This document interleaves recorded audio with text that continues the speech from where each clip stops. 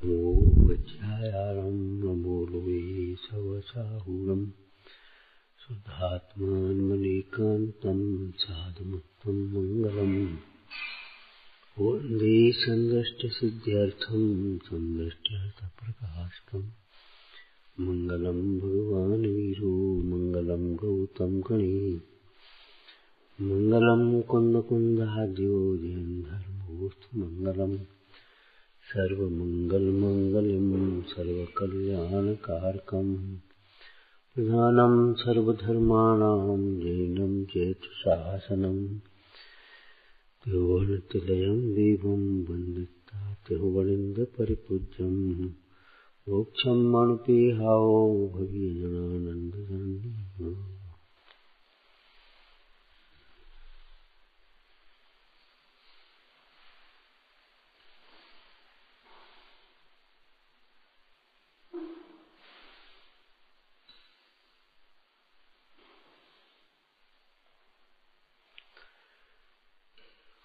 धर्म को दया रूप भी कहा है, अहिंसा रूप, दया रूप,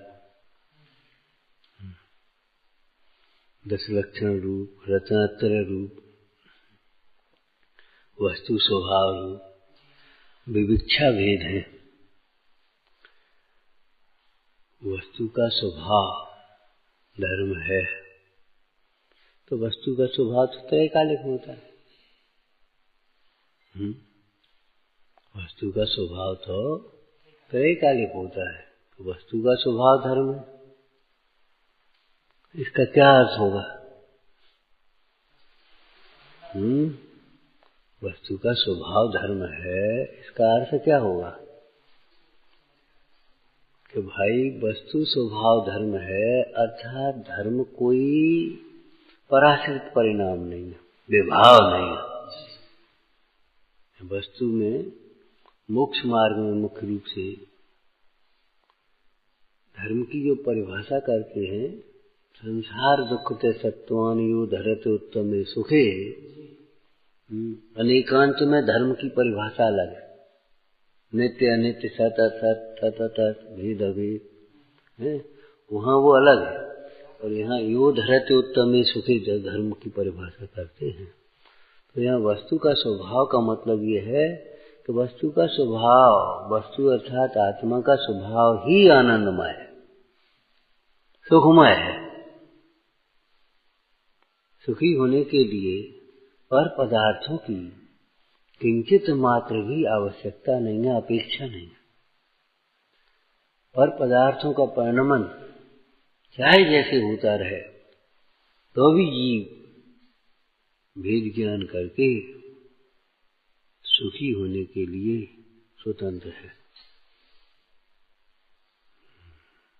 शरीर रहे या जाए, शरीर की कोई प्रकार की अवस्था हो, बाहर के संयोग चाहे जैसे हो, लेकिन भेद ज्ञान करके ज्ञानी जीव अंतर में सुख का भेदन करते ही है।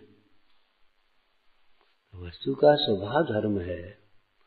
ये धर्म प्रकट करने के लिए पहली सीढ़ी है समझने की, क्योंकि स्वभाव को समझे बिना धर्म का प्रारंभ नहीं हो सकता। पंडित टोडरमल जी ने प्रयोजनभूत तत्वों की चर्चा में एक बात कही कि जीव अजीव को एक माने और अपना दुख दूर करने के लिए अजीब में परिवर्तन करना चाहे तो स्वयं का दुख दूर कैसे होगा? इस पर से अपन ने 2, 3, 4 लाइनें कही दी कि देखो, देह और आत्मा को एक मान करके फिर यह जीव कितना ही अध्ययन करे, कितना ही तपस्या करे, कितनी भी क्रियाएं करे, लेकिन यह जीव को धर्म का प्रारंभ नहीं होता, सुख नहीं होता।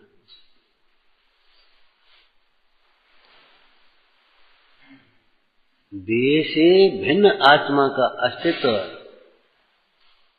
समझने पर ही इस जीव को धर्म का प्रारंभ होता है। धर्म धर्मी के आश्रय से होता स्वभाव। वस्तु का स्वभाव समझना ही चाहिए। तो आत्मा का स्वभाव आनंदमय है, शरीर का स्वभाव ही है, शरीर संयोग है उसका वियोग होगा। पर्याय का स्वभाव ही अध्रुव है। स्वभाव, स्व माने अपना और भाव, प्रत्येक वस्तु का अपना अपना स्वरूप है, अपना अपना भाव है। भाव की अपेक्षा वस्तु को भाववान कहते हैं, जैसे वृत्ति की अपेक्षा वृत्तिमान कहते हैं, जैसे भाववान है। गुण की अपेक्षा गुणी कहते हैं, धर्म की अपेक्षा धर्मी कहते हैं। जैसे ये भाव जो वस्तु का है, प्रत्येक वस्तु का अपना अपना भाव है, बिना भाव के थोड़ी है। तो वस्तु स्वभाव को समझे तो कहीं राग द्वेष करने के लिए गुंजाइश नहीं। राग द्वेष स्वयं विलय को प्राप्त हो जाती। तो वस्तु का स्वभाव धर्म है। ये धर्म प्रकट करने के लिए पहले नंबर पर इसलिए कहा कि वस्तु धर्म करने के लिए हमें वस्तु का स्वभाव समझना चाहिए। इस जीव को धर्म करना ऐसा लगता है, ये करते धर्मात्मा सो यही अपन करने लगो सो धर्म होगा। इसमें क्या,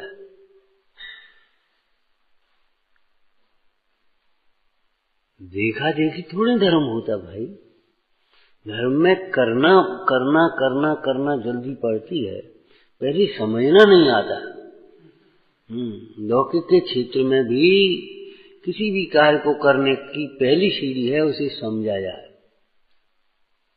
बिना समझे करना चलेगा तो क्या होगा?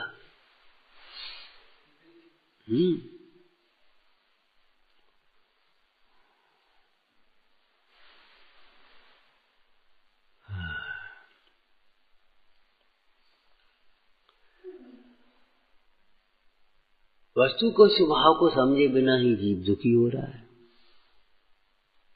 वस्तु के स्वभाव को समझे बिना ही जीव दुखी होता है। तो स्वभाव को समझे तो ही सुखी होता है। इसलिए वो धर्म दया रूप है। दया रूप माने दुख से छुड़ाने वाला है। धर्म दया रूप है। इसका अर्थ क्या हुआ? धर्म से जीव दुखों से छूटता है। स्वदया, जो जीव धर्म रूप परिणमित होता है वह जीव सुख रूप भी परिणमित होता है। जो जीव धर्म रूप परिणमित होता है, जो धर्म करता है, लौकिक भाषा में स्थूल भाषा में कहें तो वह सुखी होता है। सुखी होने के लिए धर्म करना चाहिए। धर्म करना चाहिए अर्थात धर्म समझना चाहिए।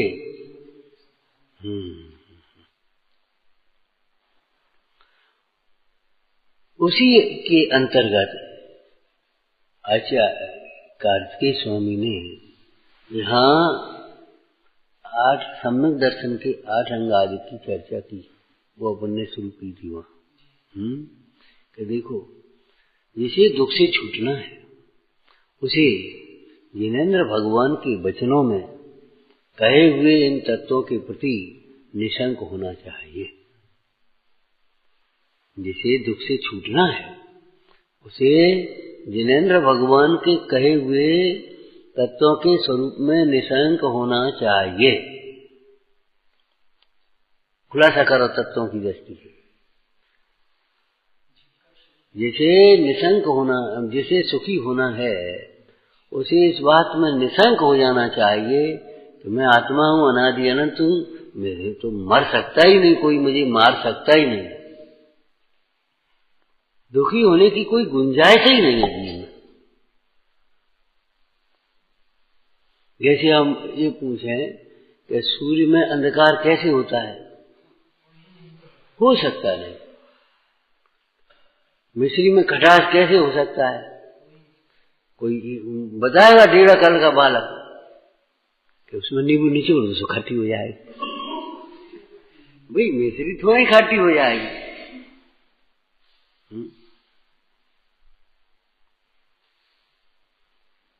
जीव के स्वभाव को देखा जाए तो स्वभाव में दुख का कारण नहीं, दुख नहीं, दुख का कारण नहीं। तो कारण बिना कार्य कैसे होगा? तो दुख तो होता है, जीव ही में होता है, उद्गल में तो होता नहीं।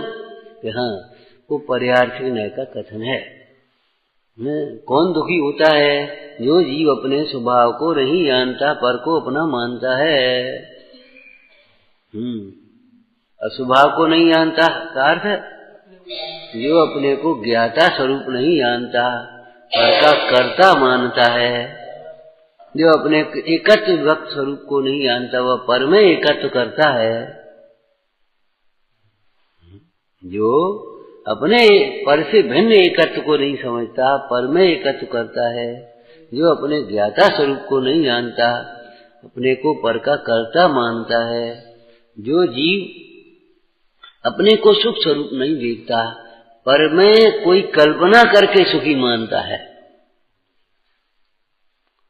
पर में कोई कल्पना करके सुखी मान लेता है, वह जीव दुख रूप परिणमित होता है। दुख जीव का विभाव परिणमन है, स्वभाव परिणमन नहीं है। और अध्यात्म में स्वभाव की ही ओर से कथन होता है, इसलिए ये जीव का परिणमन नहीं है, तो पुद्गल का परिणमन। पुद्गल का परिणमन का मतलब क्या है? पुद्गल के लक्ष्य से होने वाला ये विभाव परिणमन है।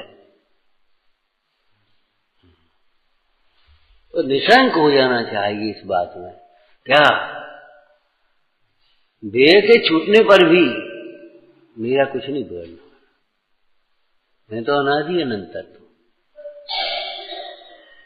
मैं तो स्वभाव से आनंदमय हूँ। किसी की ताकत नहीं है कि मुझे दुखी कर दे। स्वयं ही अपने को भूलकर दुखी हो तो हो, इसमें पर का दोष नहीं है। और अपने को भूलकर दुखी न हो तो किसी की ताकत नहीं है कि कोई दुखी कर सके। उपसर्ग करने वाले उपसर्ग कर करके हार गए, उन धर्मात्माओं को दुखी नहीं कर सके।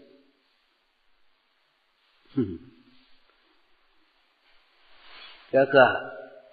उपसर्ग करने वाले उपसर्ग कर करके हार गए, उन धर्मात्माओं को दुखी नहीं कर सके।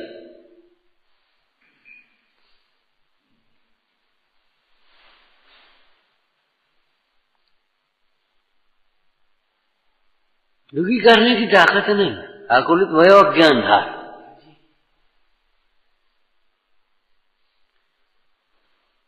अपने पर दया करो। स्वदया रूप वास्तव में परमार्थ धर्म, परमार्थ धर्म है, वह स्वदया रूप है। पर के प्रति दया करने का परिणाम वह तो पुण्य भाव है, उसे तो स्थूल व्यवहार से धर्म कहते हैं। परमार्थ से दयारूप धर्म जो कहा गया है, वह धर्म स्वदया रूप है।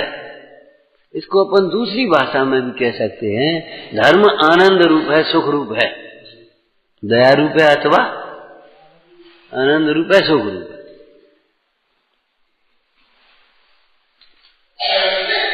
तो जिसे इन अंगों को कैसे घटाया था? जिसे सुखी होना हो उसे जिन वचनों के प्रति निशंक हो जाना चाहिए।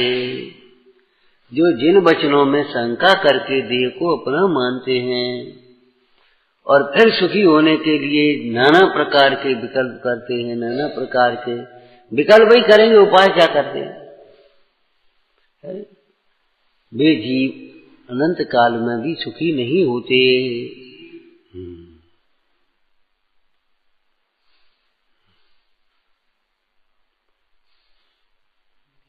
पंडित जी ने ये भी लिखा है, तू जो उपाय करता है वो झूठा है।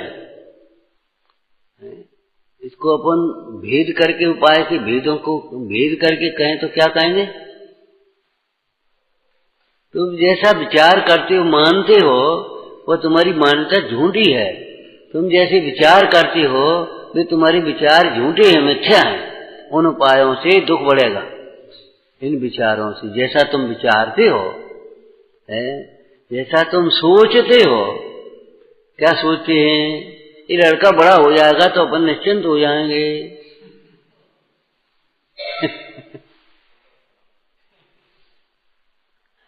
पैसा हो जाएगा, इतना पैसा हो जाएगा फिर हम निश्चिंत हो जाएंगे, अपने घर का घर हो जाएगा तो निश्चिंत हो जाएंगे, एक व्यवस्था बन जाएगी फिर निश्चिंत हो जाएंगे। ये तुम्हारे जो अंतर में विचार चलते रहते हैं, ये विचार झूठे हैं, तुम्हारे विपरीत विचार हैं। तत्व ज्ञान के अभ्यास के बिना सम्यक श्रद्धान के बिना तुम्हें कोई निश्चिंत करने वाला नहीं। चिंता का उल्टा है निश्चिंतता। तो चिंता तो अज्ञान से होती है, राग से होती है। अज्ञान और राग न मिटे तो चिंता कैसे मिटेगी?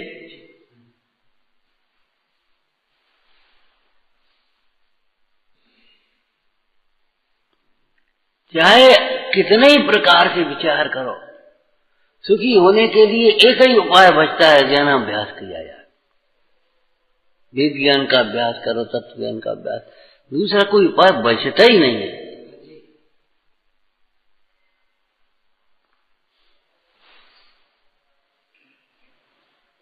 पर का परिणमन हमारे हाथ में नहीं है।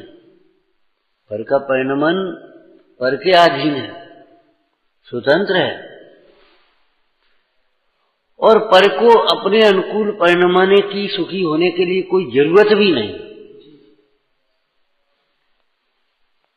लगता है लेकिन पर का परिणमन अपने अनुकूल करने की, सुखी होने के लिए कोई जरूरत भी नहीं।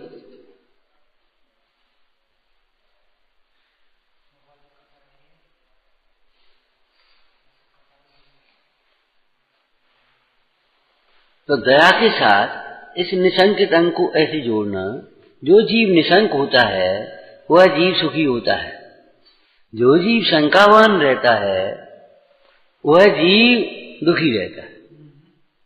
काय में कि जिन वचनों में, जिन वचनों का अर्थ है जिन वचन में कहे हुए तत्वों के स्वरूप में।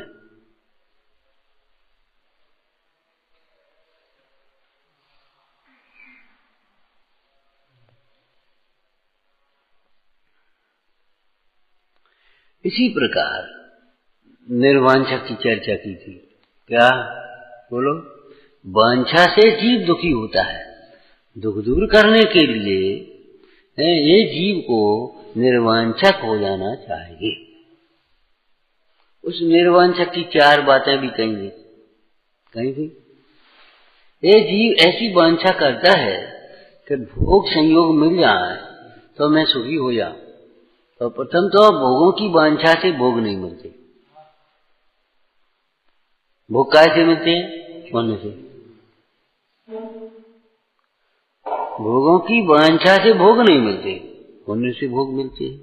तो भोगों की वांछा व्यर्थ हो गई है, और भोग मिलने पर भी सुख नहीं होता। देखो दोनों ओर से भोगों की वांछा व्यर्थ है।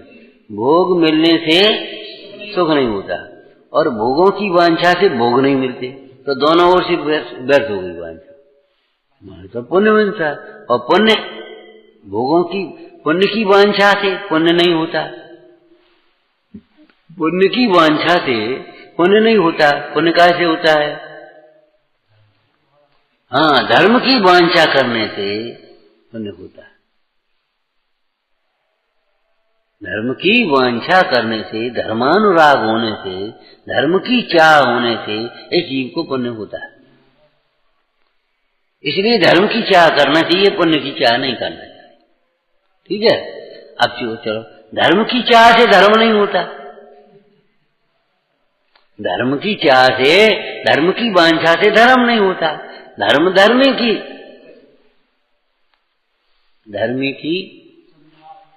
धर्मी के आश्रय से होता है। तो धर्म की वांछा वाले जीव को धर्मी का आश्रय करना चाहिए।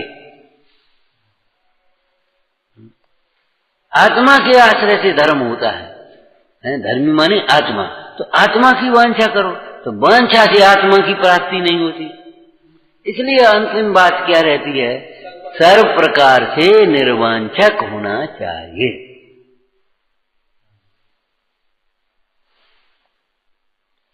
जो जीव वांछाओं के कामनाओं के वशीभूत होता है वह नाना प्रकार के कामों में उलझता रहता है। इस जीव को कामनाएं ही काम में उलझाती हैं। जितना कामनाओं का विस्तार है उतना ही काम का विस्तार है। निमित्त नैमित्तिक संबंध है।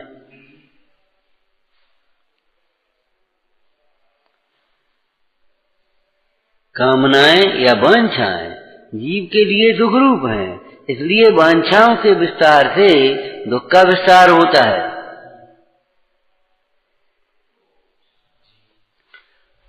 तो स्वदया, अपनी दया करो। कैसे करें? कि निर्वांछक होकर के, वांछाएं मत करो।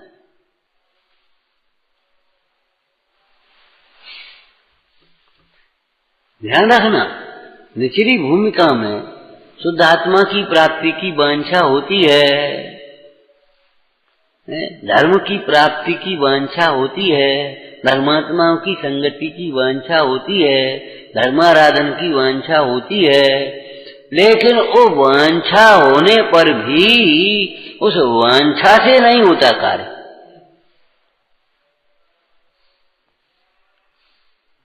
वांछा या चाह, अभिलाषा, इच्छा, उस इच्छा से कार्य नहीं होता।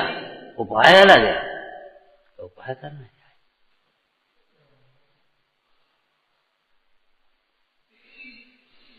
तो निर्वांछकता दया रूप है, सुख रूप है, और वांछा दुख रूप है, पाप रूप। काय की वांछा पाप रूप है? तो चरणानुयोग पद्धति से मुख्य रूप से भोगों की वांछा पाप रूप है। इंद्रिय सुख की वांछा पाप रूप है। उस वांछा से जीव को अतीन्द्रिय सुख मिलने का तो प्रश्न ही नहीं है, इंद्रिय सुख की प्राप्ति भी नहीं होती।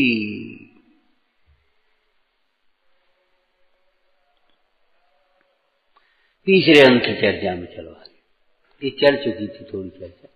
तीसरे अंक क्या? हाँ, ये जीव को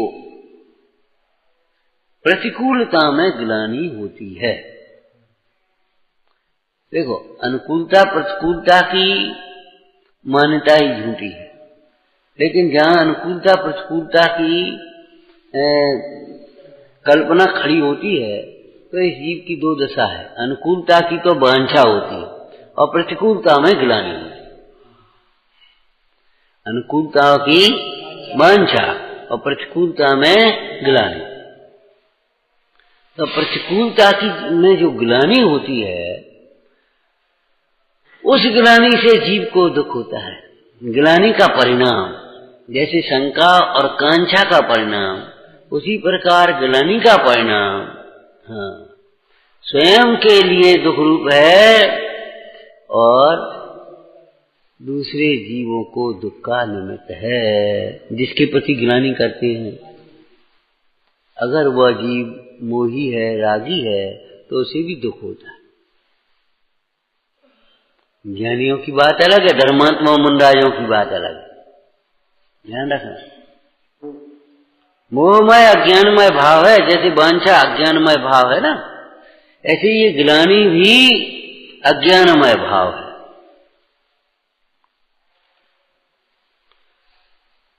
अब कर्णन योग से विचार करें तो ये ग्लानि का परिणाम, बोलो भाई क्या कहेंगे आगे? ग्लानि के परिणाम से यह जीव, हाँ बोलो बोलो, ज्ञानी के ग्लानि घृणा जुगुप्सा के परिणाम से यह जीव स्वयं ही घृणा योग्य हो जाता है।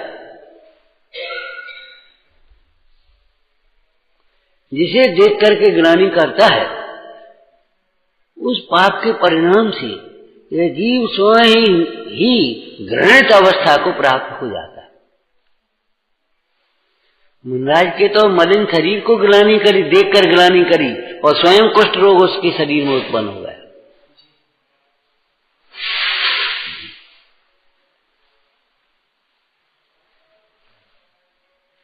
और मुख्य रूप से इनमें अलग अलग अंतर हो जाता है। सामान्य जीव को किसी को देख करके ग्लानि करे, रोगी को देखकर, दरिद्र को देखकर ग्लानि का परिणाम करे।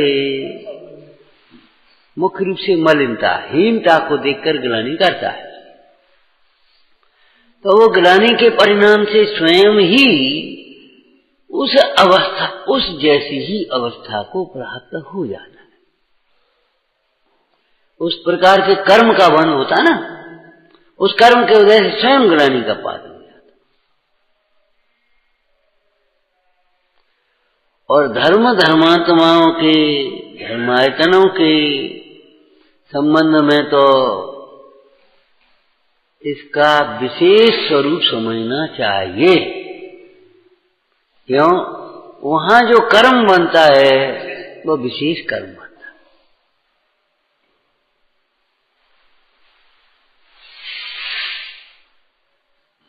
ये मोही प्राणी अभिमानवश ग्लानि करता है। धर्मात्मा जीव उस ग्लानि के कारण को दूर कर देते। धर्मात्मा जीव उस ग्लानि के कारण को दूर कर देते।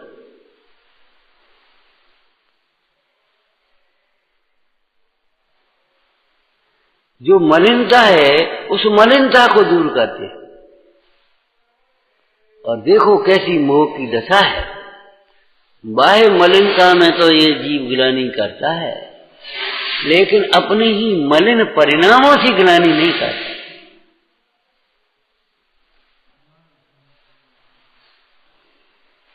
क्या कहा? बाह्य मलिनता से तो ग्लानि करता है। मल मूत्र, धूल, माटी, कीचड़ आदि इनसे ग्लानि करता है, रोग आदि से ग्लानि करता है, लेकिन अपने मलिन परिणामों से ग्लानि नहीं करता। इसलिए ग्लानि भी मिथ्या है। मिथ्यात्व की परिभाषा को इसमें लगाना ग्लानि है। जिसके प्रति ग्लानि होती है निचली भूमिका में, करना चाहिए ये नहीं कह सकते। ज्ञानी को जिसके प्रति ग्लानि होती है, ऐसे मलिन परिणामों में तो अज्ञानी को ग्लानि नहीं। और जहां उस अज्ञानी को ग्लानि होती है, ज्ञानी कहते यहां क्या ग्लानि, ये तो पुद्गल की परिणति। निर्विचिकित्सा अंग में समंतवत स्वामी ने इस शब्द शास्त्र में और जोड़ा है। बोलो क्या लिखा है? ग्लानि के साथ। हाँ, ग्लानि कैसे नहीं होती? गुणों से प्रीति होने के कारण अस्थि आत्मक्रिया, गुणों के प्रति प्रीति होने के कारण। और ग्लानि किससे नहीं होती, कितनी, क्यों नहीं होती? वेद ज्ञान होने के कारण। हाँ, वेद ज्ञान होने के कारण अपने अंतर में नहीं, बाहर में भी। जैसे दृष्टांत दिया था अपने कई बार। देखो, माता को बालक को गंदगी कर लेने पर भी, बालक ने बमन कर दी है, लैट्रिन कर दी, हाथ पांव गंदे कर लिए उसने, माता को ग्लानि होती है या नहीं? एक प्रश्न किया था पहले, होती है या नहीं? बिना स्यादवाद के अर्थ नहीं हो सकता। माता को उस गंदगी से तो ग्लानि होती है, लेकिन गंदगी के कारण बालक से ग्लानि नहीं होती। अर्थात वह गंदगी के कारण उस बालक को नहीं छोड़ती है, गंदगी दूर करती है। समझ में आया? ऐसे ही ज्ञानी जीवों को किसी रोगी के प्रति, किसी दुर्गंध आदि के प्रति, किसी मलिनता के प्रति ग्लानि आवे तो वे उन धर्मात्मा से ग्लानि नहीं करते, उस जीव से ग्लानि नहीं करते, उस मलिनता को दूर करते। वैयावृत्ति ग्लानि को जीत करके वैयावृत्ति में लगते।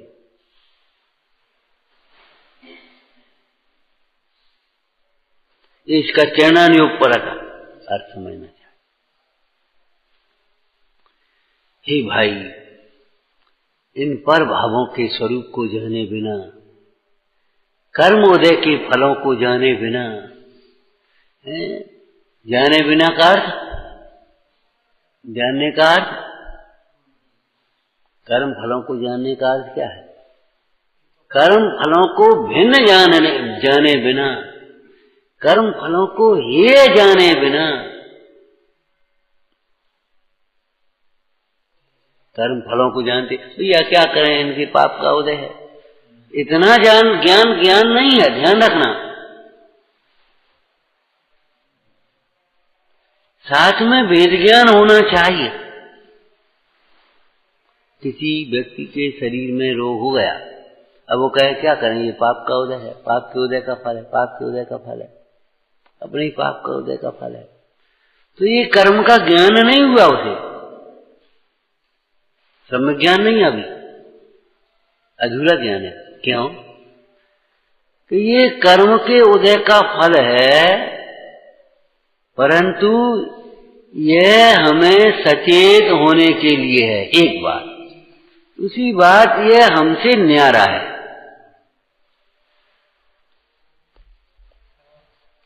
ये कर्म का उदय है, मेरे स्वरूप में नहीं है और उपादेय नहीं है, लक्ष्य कर करके दुखी होने लायक नहीं है, कर्म का फल भोगने लायक नहीं है, निर्जरा करने लायक है।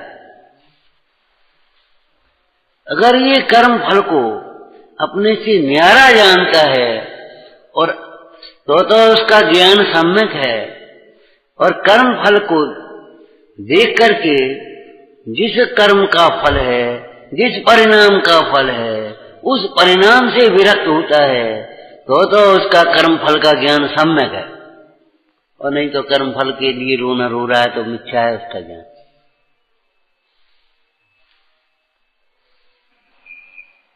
पाप के फल में ये जीव अपने उपयोग को जोड़ जोड़ करके, अपनी अनिष्ट की कल्पना करके, ग्लानि करके, द्वेष करके, शोक करके, दुखी होकर के नए कर्म को ही तो मान रहा है, तो उसका ज्ञान कैसा?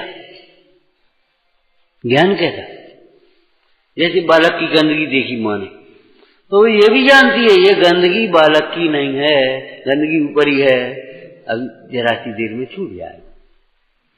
इस गंदगी के कारण से मेरा बालक सर्वथा गंदा नहीं हो गया है।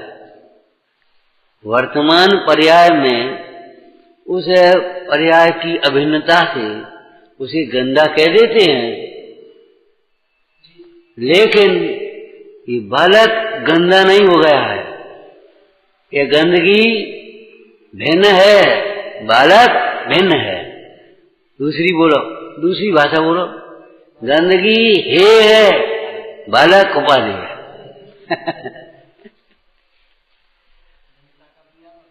हाँ, हे उपाधि का गंदगी है और बालक उपाधि है, और वो गंदगी को दूर करके बालक को अपनी गोद में ले लेती।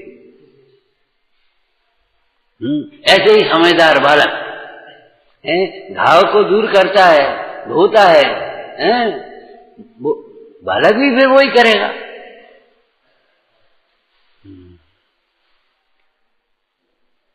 कोई वृद्ध, कोई अशक्त, कोई धर्मात्मा है, कोई भी जीव हो, अगर मान लो गिर जाए कीचड़ में, आप क्या करोगे? बोलो, उठाओगे उसको, फिर उसे भी नहलाओगे, अपन भी नहाओगे, उसके भी कपड़े बदलोगे, अपन भी कपड़े बदलोगे, लेकिन उठाओगे कि नहीं उठाओगे? ये होता है।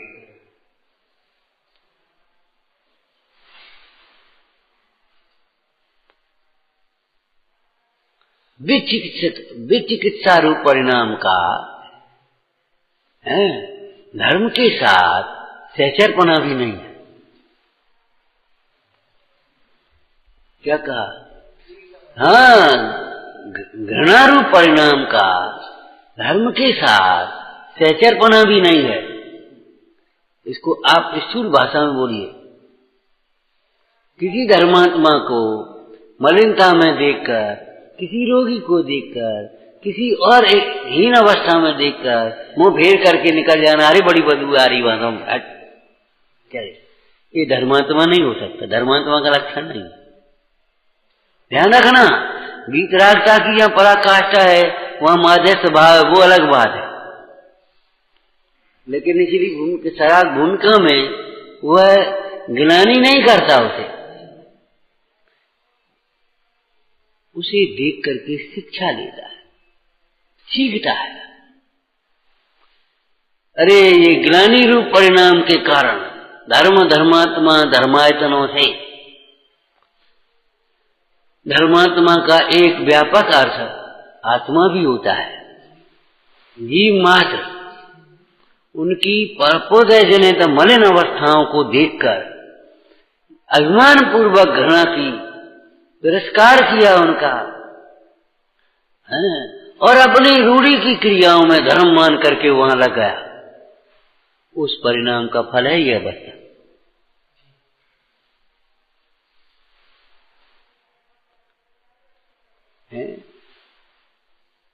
एक 18-20 वर्ष का बालक आया, सो हमने कहा देखो बेटा, बाबा की सेवा किया करो, हाथ पैर गावा करो। वयोवृद्ध थे, करीब 80 वर्ष के होंगे, अब तो सब बातें खत्म है, शांत हो गए वे। हमने सेवा किया करो। बोले बहन भी आती है, देख वहीं थूक देते हैं। ऐसे हो जाते हैं। हमने बेटा क्या करते हो, तुम छोटे थे तब तुम क्या करते थे? उनकी गोद में पेशाब कर देते थे। वे अगर ग्लानि करते तो क्या होता? साफ सुथरे कपड़े झट से गंदे कर लेते थे, तुम धूल माटी करते थे कि नहीं? वे दिन भूल गए? अगर माता उस बेटे से ग्लानि करती तो क्या उसका पालन पोषण हो पाता?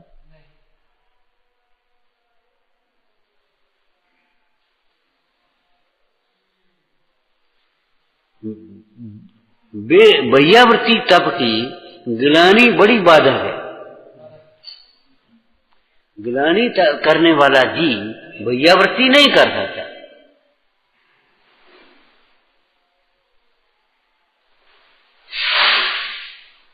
सेवा नहीं कर सकता लौकिक में। अरे शारीरिक ग्लानि तो उसे जीतनी ही पड़ती है, लेकिन उस सेवा की अपेक्षा उसे सेव्य कह देते हैं। जिसकी सेवा की करनी है उसकी औदैहिक अवस्थाओं को भी क्षमता से सहन करना पड़ता, तब सेवा कर पाए। जैसे लौकिक में देखो तो बच्चा कभी कभी रूठ जाता है, मचल जाता है, चिड़चिड़ा जाता है बीमारी में, माता उस सबको सहन करती है, तब उस बच्चे का पालन पोषण कर पाती है। तो एक बात बताते, हम पूछते हैं कि भैया बालक के पालन पोषण करने की अपेक्षा रत्नत्रय का पालन पोषण करना कितना दुर्लभ है। सोचो, जब गिलानी जीते बिना एक बालक की सेवा का पालन पोषण नहीं हो सकता, एक वृद्ध की सेवा नहीं हो सकती, देश की सेवा नहीं हो सकती, तो ये बताओ रत्नत्रय की सेवा कैसे हो?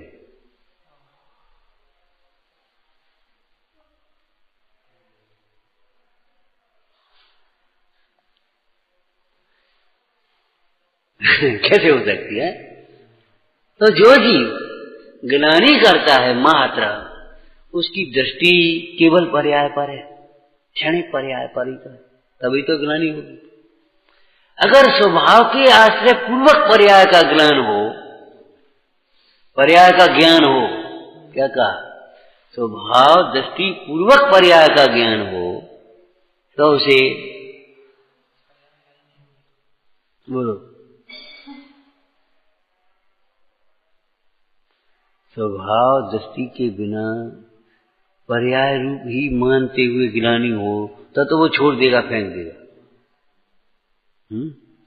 और स्वभाव दृष्टि पूर्वक यदि उसे पर्याय का ज्ञान हो तब फिर भैया वृत्ति टप करेगा ग्लानि छोड़ करके, फिर से ग्लानि नहीं आएगी। जिसे प्रीति हो, अपनत्व हो, व्यवहार की दृष्टि से अपनत्व भी कह देते, प्रीति भी कह देते, परमार्थ भी घटाएंगे व्यवहार में। जैसे ये मुनिराज हमारे धर्म के आधार है, हमारे मुनिराज अपनत्व है, प्रीति भाव है। जब अपनत्व और प्रीति भाव है उन मुनिराज के प्रति तब ग्लानि नहीं होगी।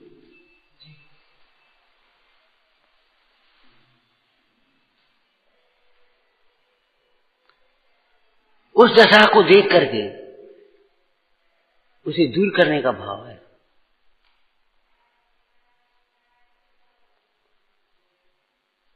ग्लानि के निर्विचिकित्सा अंग में शास्त्रों में किसका दृष्टांत है? उदयन राजा।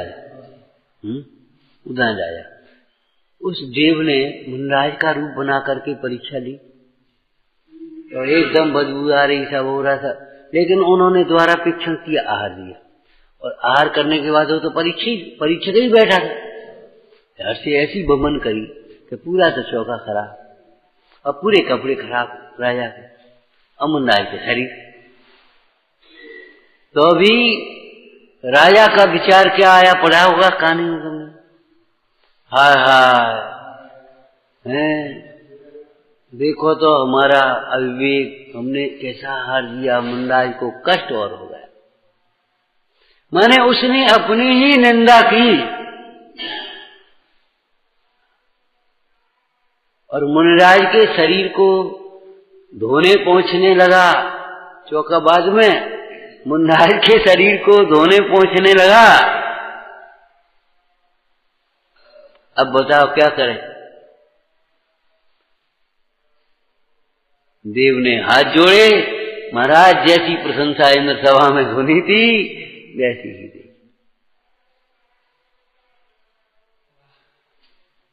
निर्विचिकित्सा अंग का पालन करने वाला है, व्यवहार निर्विचिकित्सा अंग का पालन करने वाला प्रशंसनीय होता है। और यहाँ तो यहाँ इंद्र सभा में प्रशंसनीय होता है। हाँ, और परमार्थ निर्विचिकित्सा अंग का पालन करने वाला ही प्रशंसनीय तो होता ही है, पूजनीय होता है। क्योंकि परमार्थ निर्विचिकित्सा अंग का विषय अंतर में घटाएंगे क्या, उसकी परिभाषा करो परमार्थ निर्विचिकित्सा अंग की परिभाषा करो अच्छी तरह।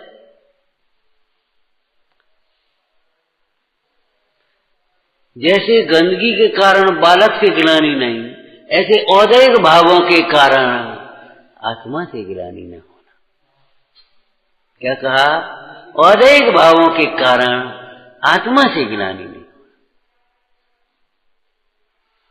औदैहिक भावों से ग्लानि नहीं, ये नहीं कह रहे। औदैहिक भावों के कारण आत्मा को से ग्लानि नहीं होना, आत्मा को नहीं छोड़ बैठना।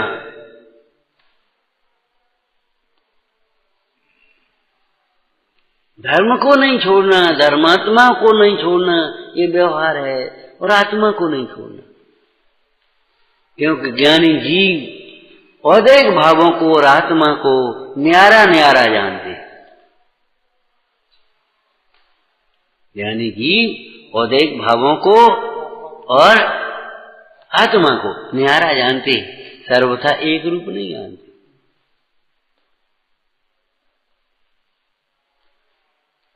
व्यवहार न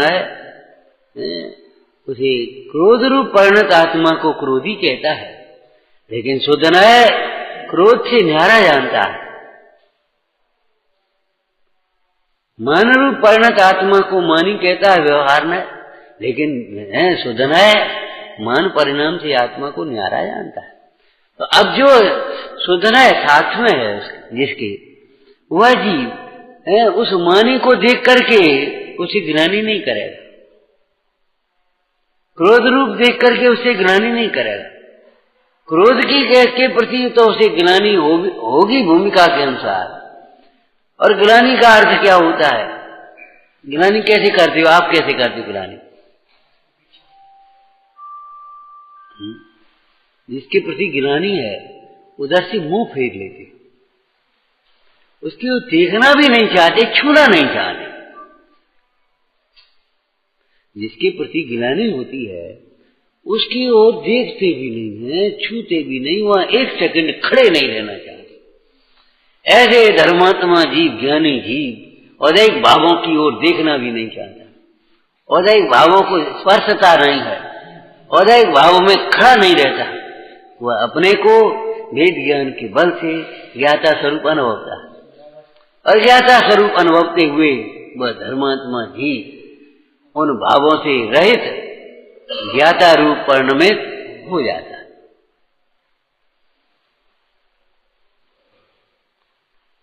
विचार करो, विचार करो है।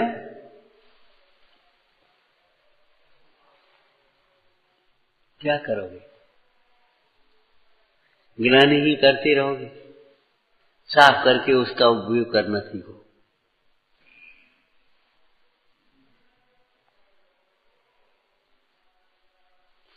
तो ग्लानि करना जुगुप्सा, विचिकित्सा है करना, अपने लिए दुख का कारण है, दुख के गर्त में ढकेलने वाला है। क्यों?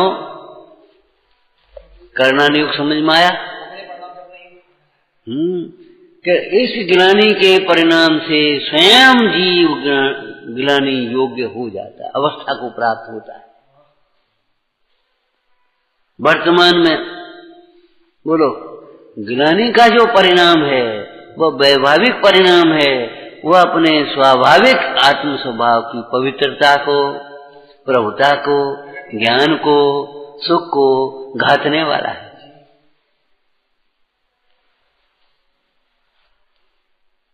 वर्तमान में ग्लानि का परिणाम हो दुख का कारण जीव के लिए बनता है, और आगामी दुख का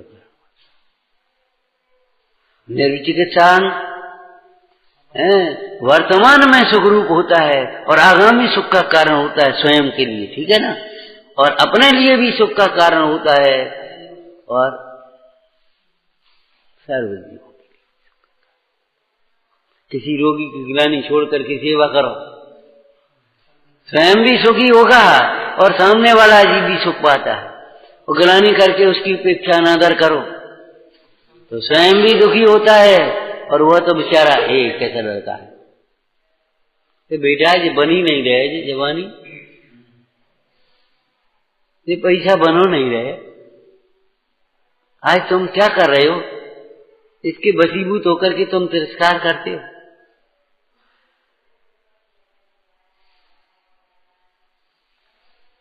उस दिन एक चर्चा की थी ना, बहुत लोगों को ऐसा लगता है ये छूत की बीमारी है, ये छूत की बीमारी है। हमने क्या कहा था? गांधी जी ने कुष्ठ रोगियों की सेवा करी, अकेले गांधी का पूरी एक टीम थी, बेदब कुष्ठी नहीं हुई। ग्लानि करने वाले जरूर कुष्ठी होंगे, ध्यान रखना। मैना सुंदरी ने ग्लानि छोड़ करके श्रीपाल की सेवा करी, तो मैना सुंदरी को कुष्ठ हुआ? अरे मैना सुंदरी के उस परिणाम की विशुद्धता से क्या कहें हम, निमित्त नैमित्तिक संबंध है कि श्रीपाल का कुष्ठ और दूर हो गया। मैना सुंदरी तो कुष्ठ ही नहीं, श्रीपाल को जो कुष्ठ हुआ था वह भी उनकी ग्लानि के परिणाम का फल था। बोलो, श्रीपाल को जो कुष्ठ रोग हुआ था वह श्रीपाल की ग्लानि के परिणाम का फल था। पूर्व काल में उन्होंने मुनिराज को देखा, अरे अरे देखो कैसी मैली कुचैली, साफ स्वच्छ रहना भी नहीं जानता, और साथ से उनकी साथी और थी, राजा तो था ही। अब भी मुनिराज तो शांत निरपेक्ष, तो और उसको लगा, अरे एक काम करो, बगल में एक सरोवर, इनमें एक डुबकी तो लगवा दो इनको।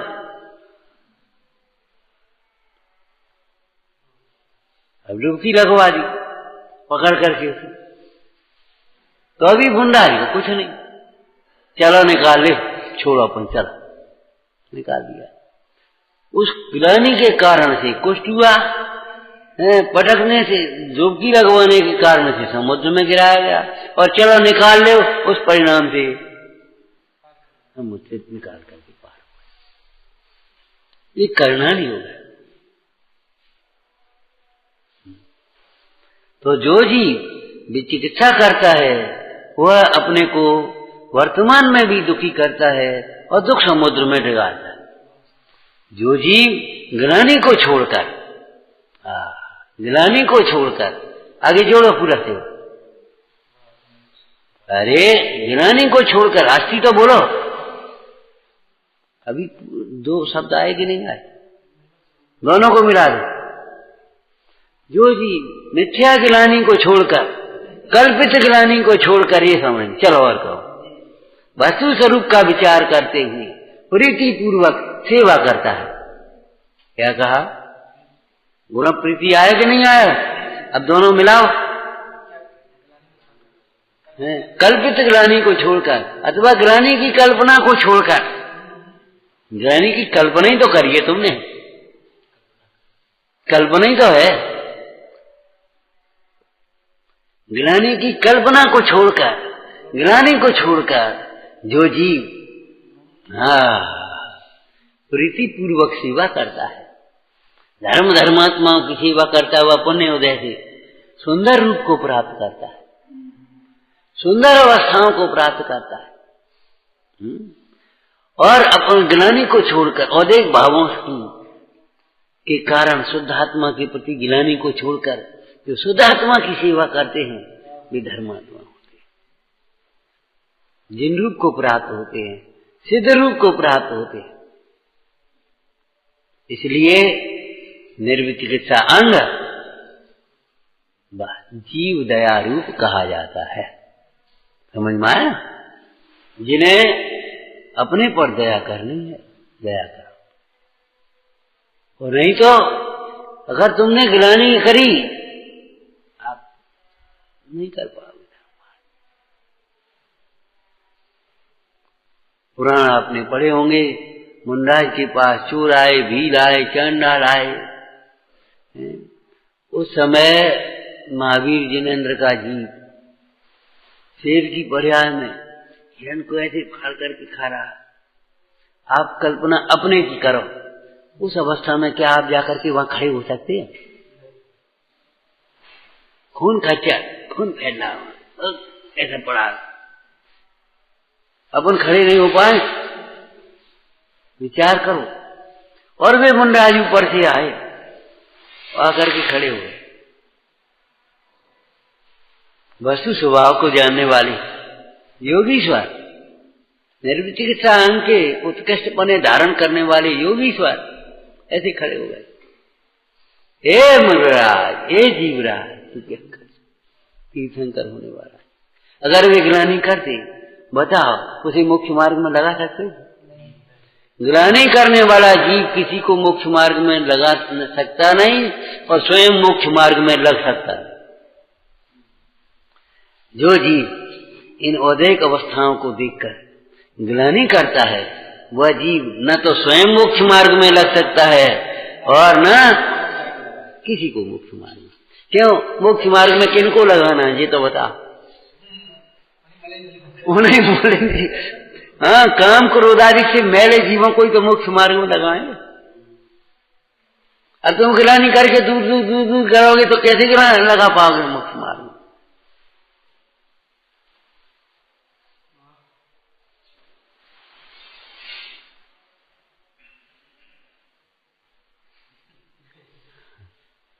एकांत पर्याय दृष्टि और अभिमान दृष्टि ये ग्लानि के मूल कारण होते। मैंने केवल उसी रूप हम बिल्कुल पूरा यही समझते थे, तो मैला ही, गंदा, बहुत गंदा आदमी, बहुत गंदा आदमी, बेकार, उसे छोड़ देते। हम ये नहीं देख पाते ये गंदगी इसकी क्षणिक है और ऊपर ही है, कर्मजनित है, ये इसका स्वभाव नहीं है। अगर ये देख ले में तो बस उसकी गंदगी को दूर कर सकते हैं।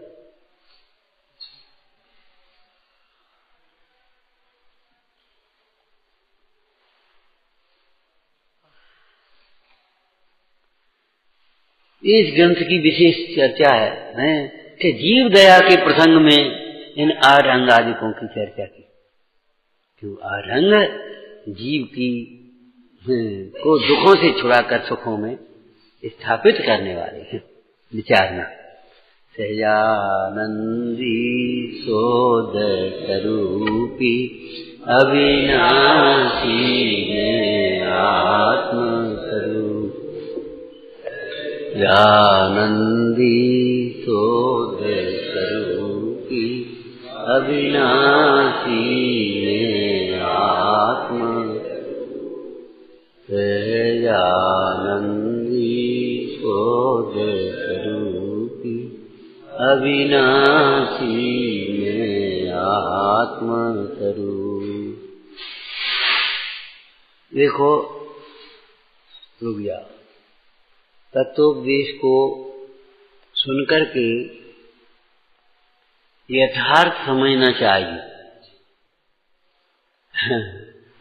और जिस अपेक्षा से जो कथन किया जाता है उस अपेक्षा को समझना चाहिए, उसको सर्वथा ग्रहण करके स्वच्छंदता नहीं पकड़ना चाहिए। समझ में आया ना? सवेरे हमने एक बात कही, थोड़ी बहुत सहन करना चाहिए, सहन शक्ति बढ़ाना चाहिए। इसका मतलब ये नहीं समझ लेना चाहिए कि ऐसी सर्दी में अपन का बस कान खोले फिरो अब अपने ऐसे करो। तो पंडित जी ने कहा था ना, प्रवचन में आई थी ना, सहन शक्ति एक दिन में ऐसे सहन शक्ति नहीं बढ़ती भाई, बीमार हो जाओगे, परेशान हो गए। समझ में है ना? तो सहन शक्ति बढ़ानी चाहिए, सहन करना चाहिए। अरे भाई, बालक को माँ कैसे खड़ा करना सिखाती है, थोड़ा थोड़ा छोड़ती है, थोड़ा थोड़ा ध्यान रखती है। सहन शक्ति ऐसे नहीं होती। तत्व ज्ञान का बल भी चाहिए, बाहर में संग्रहण भी चाहिए, द्रव्य क्षेत्र काल भाव का विचार भी चाहिए। समझ में आया ना? आत्मा का स्वभाव अनाहारी, आत्मा भोजन नहीं करता, तो जा करके अनाहारी हो जाओ तो ऐसे नहीं, उस भूमिका के अनुसार होने वाले निमित्त नैमित्तिक संबंध को भी भली प्रकार समझना चाहिए। त्याग त्याग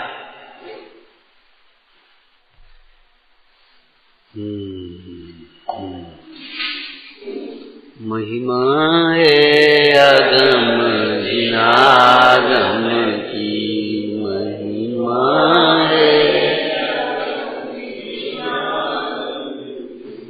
जाए सुनत जड़ दिन बिठानी, इन मूरत आत्म की महिमा है अगम जिनागम।